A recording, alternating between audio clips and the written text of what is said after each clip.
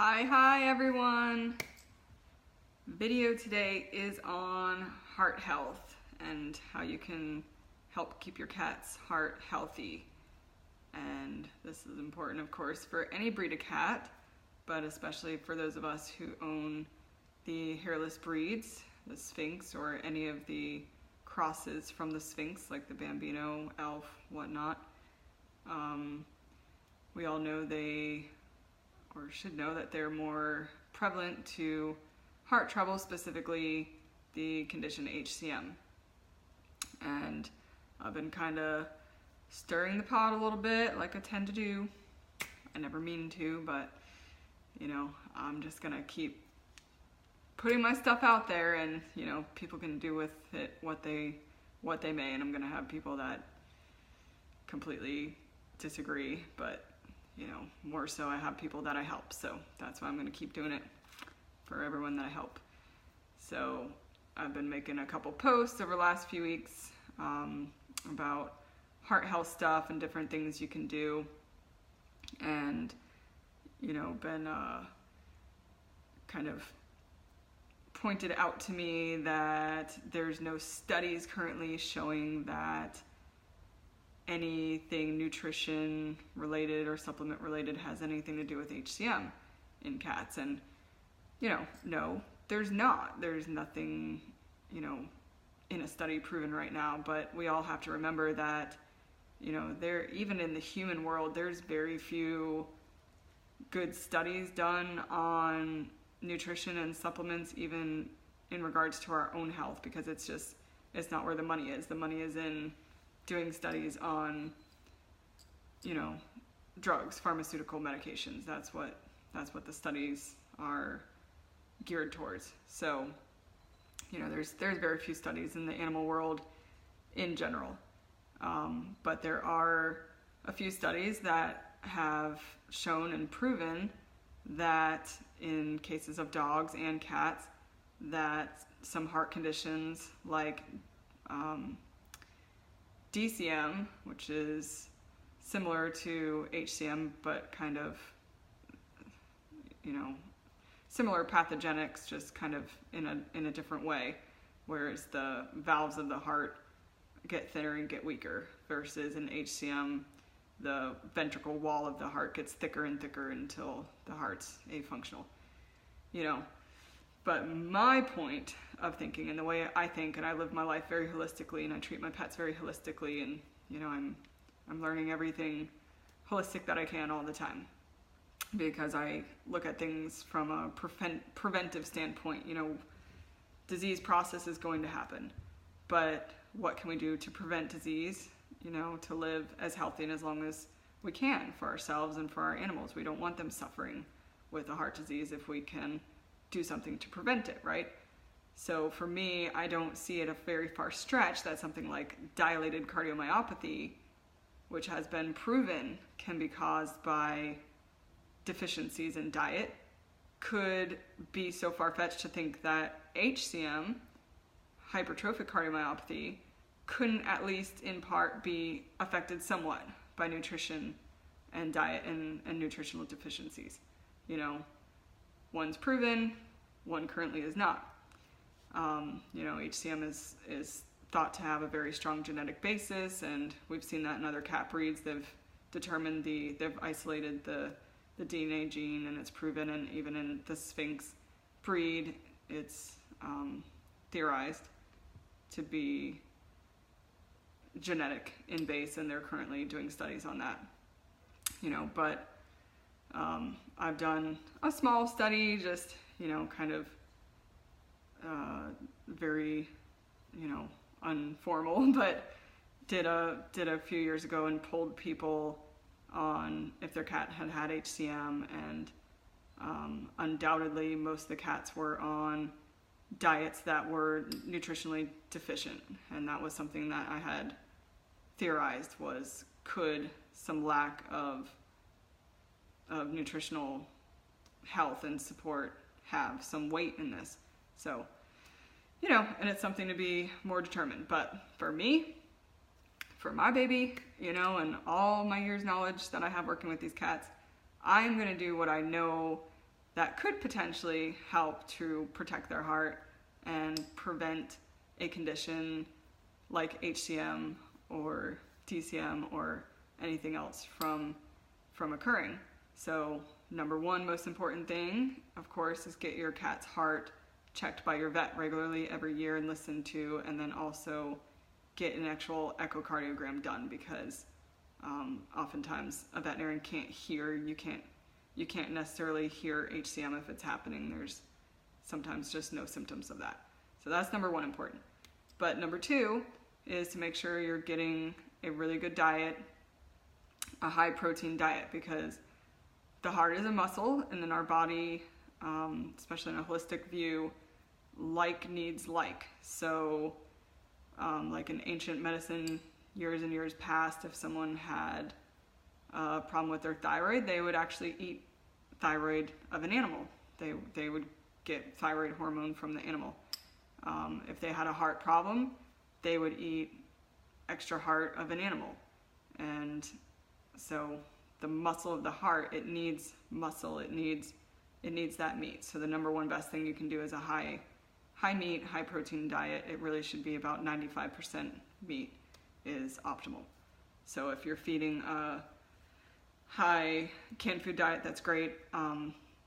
Better would be a high raw food diet, because in the canned foods, unfortunately, unless it's a diet you're cooking at home, these foods are very highly processed, and they're rendered and cooked at really, really high temperatures.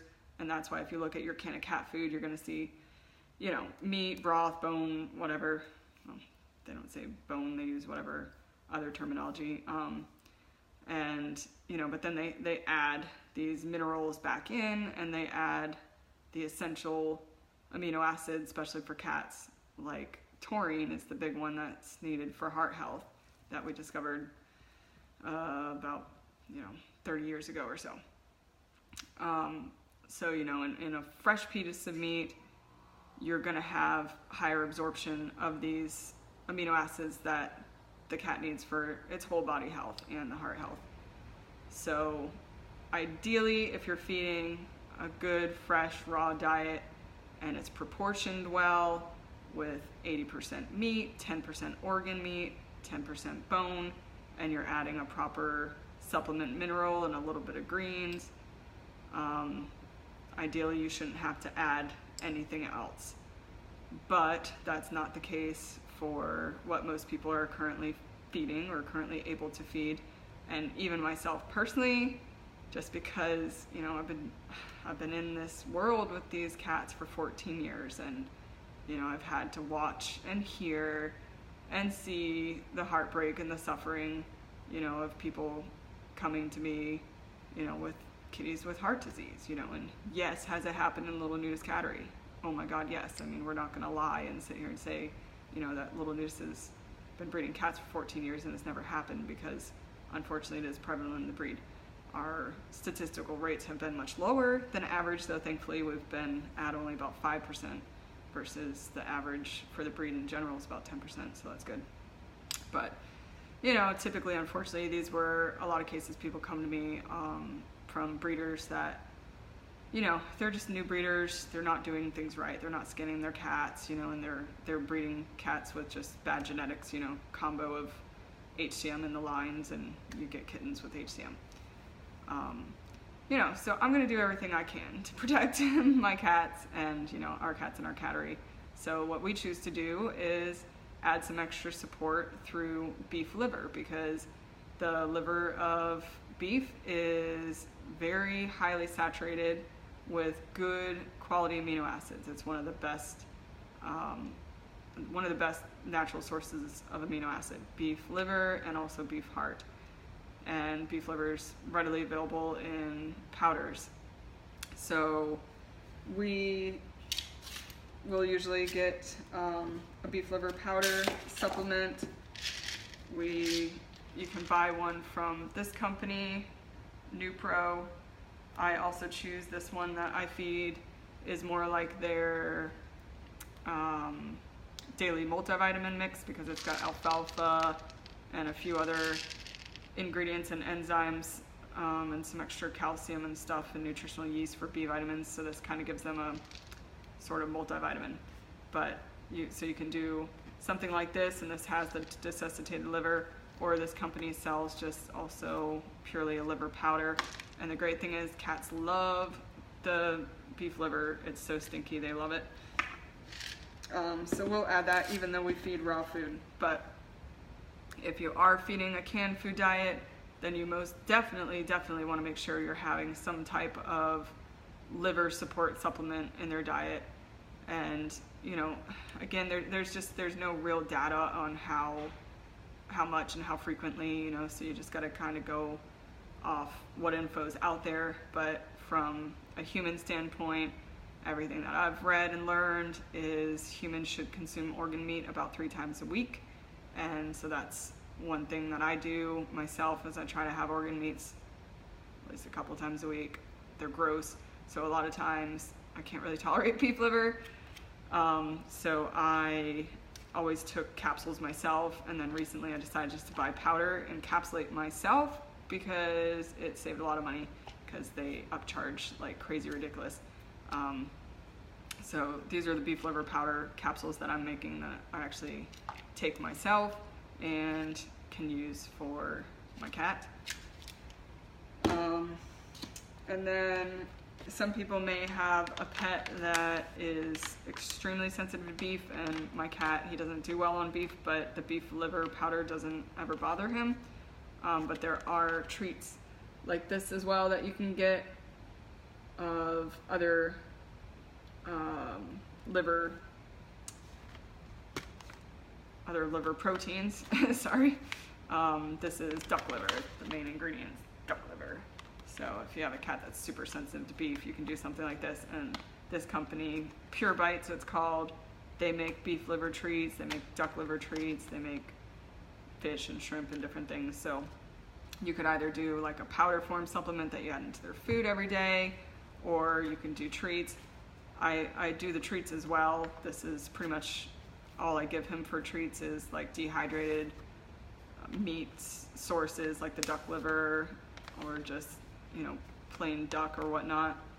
But it's just harder to calculate how much actual liver you're giving in the treat versus the powder form, so that's why I still choose to use the beef liver powder. I know exactly how many milligrams is in it, so I know exactly how much, you know, taurine content is in there that helps support the heart. So those are some really good things for preventative. And there are a couple other things, but if you have a young cat and there's no known heart disease, I would just stick with you know, natural amino acid support like the beef liver, unless, you know, the pet's about middle age. Then I would consider adding something called CoQ10, or ubiquinol is the more bioavailable form.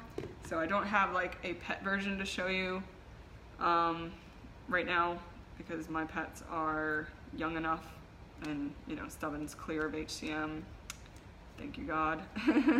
So, but this is one that me and my partner actually take ourselves, and sorry about the glare, but you can see CoQ10, or it actually says ubiquinol, and they sell some ubiquinol CoQ10 pet specific supplements that you can give. So like by the time Stubborn's maybe around like 6 years old, 6, 7, I would want to start giving him this every day, even if he has no heart issue, just because this is one of the biggest things that the heart runs off. This gives the heart energy and helps the heart function. So it just can help, you know, prevent a heart condition from being a problem. But certainly if your cat does have a heart condition or does have HCM, then this is absolutely something you want to put them on right away, because after they get HCM, you know, ultimately what usually ends up being the cause of death is congestive heart failure, because the heart has to work extra hard because of the disease and then runs out of energy. So this is a huge support. Dr. Mercola is a company that makes a really good one that's really easy to use in a pump, so I like that. The other thing that is helpful Again, this would only be if your cat was later in age or if they are diagnosed with a heart condition, and that's carnitine. Again, I don't have an actual pet one to show you right now, but this has L-carnitine in it, and L-carnitine is, again, one of the most important amino acids that helps muscles have energy. It helps energy be brought into the cells to help the heart function. So if your cat currently is diagnosed with, you know, heart murmur, heart, you know, pre-HCM, HCM, whatever, that's a really, really good idea to add on board. And you know, this stuff is stuff that's studied, not again necessarily in pets. There's not a lot of studies, but they've been widely studied in people, and there's a group of cardiologists, I forget where, but they came up with a supplement protocol that they use on all their patients that they're now communicating with all the cardiologists in the entire nation and schooling them on this heart combo of stuff to give patients when they have cardiac disease. And ubiquinol and L-carnitine are two of the things that they give. There's a few other things that are kind of more person specific, but you know, it is known, it is proven stuff that it actually can make a really, really big difference. So that's it. That's all about beef liver, why you should add some good old beef liver into your pet's diet, and you know, it's pretty easily affordable and easy to come by. And then some other supportive health if they actually do have heart disease, or some things you can use if you have a kitty that's middle-aged or so. All right, so if anybody has any questions, post below and I will answer. Bye.